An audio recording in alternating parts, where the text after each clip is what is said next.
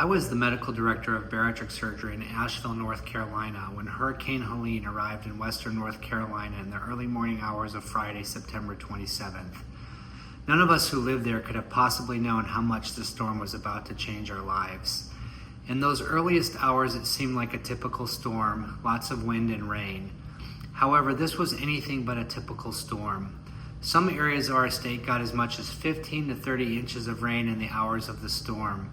In fact, it has been estimated that 40 trillion gallons of water fell over the area during this storm. That much rainfall equates to 619 days of constant water flowing over Niagara Falls. With all this wind and rain, it did not take long for things to go downhill fast. Only we couldn't tell just how downhill things were going because one of the first things the storm did to many of us was isolate us.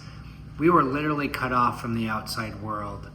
We lost power, sure, but not just because power lines were down.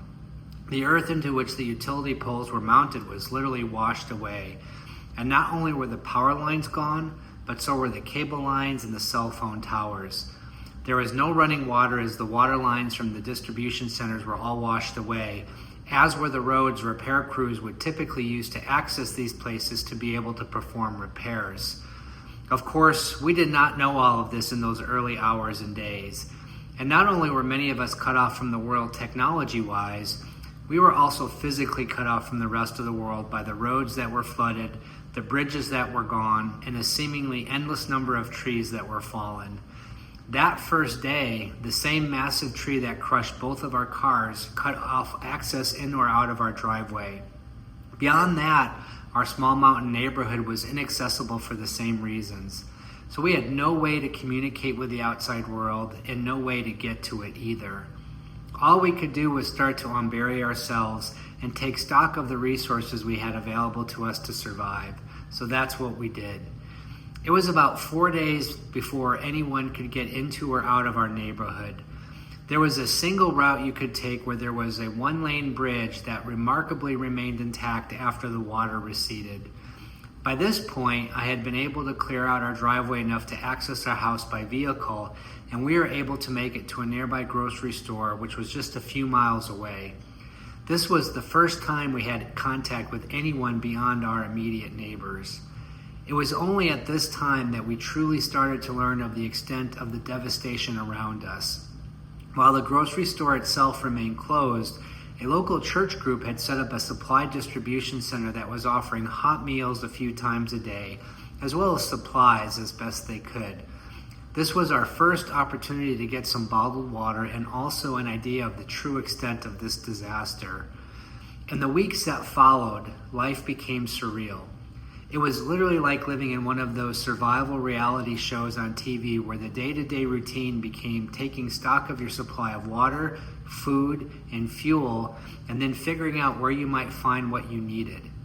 Of course, when communication started coming back online and we got more information, we learned of entire communities that had been destroyed, and even of friends that did not survive, victims of the mass flash flooding and mudslides. It was in those early days, after communication had started to come back online, I learned of the TREO Foundation's TREO Cares Relief Fund. Several ASMBS and TREO Foundation members reached out to me to offer support. My program, as all elective practices in the area, were effectively shut down by Helene, and with many of us it would be well over a month before we would be able to start supporting patients again in an official capacity. Much of the early work involved clearing debris to make people and areas accessible. Chainsaws and chainsaw supplies quickly were out of stock. Fuel was just nowhere to be found. Grocery stores remained closed, and even when they opened, had very little inventory. Supporting the nutritional needs of our bariatric surgery patients became a top priority as delivery services also remained unavailable to provide patients with what they might need. There simply was no ordering online. Using its network of providers, TREO was able to get us nutritional supplies necessary to take care of our patients, as well as supplies necessary and in short supply to take care of ourselves so that we could be available to attend to the needs of our patients and staff. This support included funds to procure supplies as they became available, as well as the physical delivery of goods and materials from areas less affected where supplies were still available. We were able to set up a distribution location for any bariatric surgery patient to come and get post-op nutrition supplies free of charge. I was even able to deliver products to a few patients at their homes who had no transportation. Our own John Scott and Shayna Eckhouse in particular took it upon themselves to brave the uncertain roadways in Asheville to provide us with these much needed supplies. I was overwhelmed with emotion when I saw John pull up 9 days after Helene hit with a car full of supplies that I knew would keep me going, both with my own survival efforts as well as my efforts to keep our patients safe. After 9 days of living in survival mode, it was probably the first time we felt like we truly were not alone. At a time where the physical and mental exhaustion were almost crippling, I cannot stress what a boost that feeling of support, of not feeling so alone, was to the soul.